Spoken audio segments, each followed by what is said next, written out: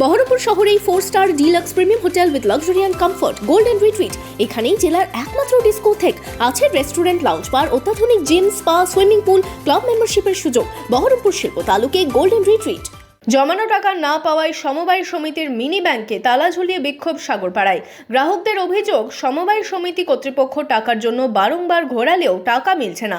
যদিও অভিযোগ মানতে নারাজ ব্যাংক কর্তৃপক্ষ। দীর্ঘদিন ধরেই দেবীপুরে চলছে লক্ষ্মীনারায়ণপুর সমবায় কৃষি উন্নয়ন সমিতির মিনি ব্যাংক। গ্রাহকদের অভিযোগ, তারা কেউ ফিক্সড ডিপোজিট করেছিলেন টাকা, কেউ আবার নিজেদের উপার্জনের টাকা এই ব্যাংকে জমা করেছিলেন। তবে ফিক্সড ডিপোজিট টাকা তোলায় মেয়াদ পেরিয়ে গেলেও সেই টাকা মিলছে না। বারংবার ব্যাংকে গেলেও সেই টাকা তারা পাচ্ছেন না। এরই প্রতিবাদে বৃহস্পতিবার মিনি ব্যাংকে তালা ঝুলিয়ে বিক্ষোভ দেখান গ্রাহকেরা। সেই টাকা মেঘ ফুটে গেছে, মেঘ পূজার পরেও টাকাটা আমরা পাইনি। মেয়ের বিয়ের জন্য রেখেছিলাম, মেয়ের বিয়ে হয়ে গেছে তাও টাকা পাইনি। মেয়ের 2-3 দিন এসে ঘুরে গেছে টাকা পয়সা। আচ্ছা, কত বছর আগে রেখেছিলেন? এটা 9 বছর 10 বছর আগে, 9 বছর থেকে তুলতে এসেছিলেন? ব্যাঙ্গালোর যাওয়ার জন্য।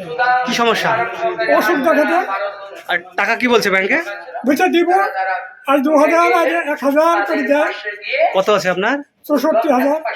এই সমবায় সমিতির মিনি ব্যাংকে গ্রাহক রয়েছেন বহু মানুষ। অনেকেরই এইভাবে টাকা আটকে রয়েছে।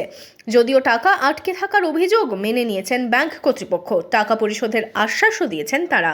যারা গ্রাহক মিনি ব্যাংকে, তারা 9 থেকে 10 লক্ষ টাকা পাবে, কিন্তু আমরা প্রায় কোটি টাকা মতো এসএসজি লোন, ল্যাড লোন, কৃষি লোন এইসব দিয়ে আমরা পাবো। যারা জমা রেখেছে নিশ্চয় পাবে না কেন?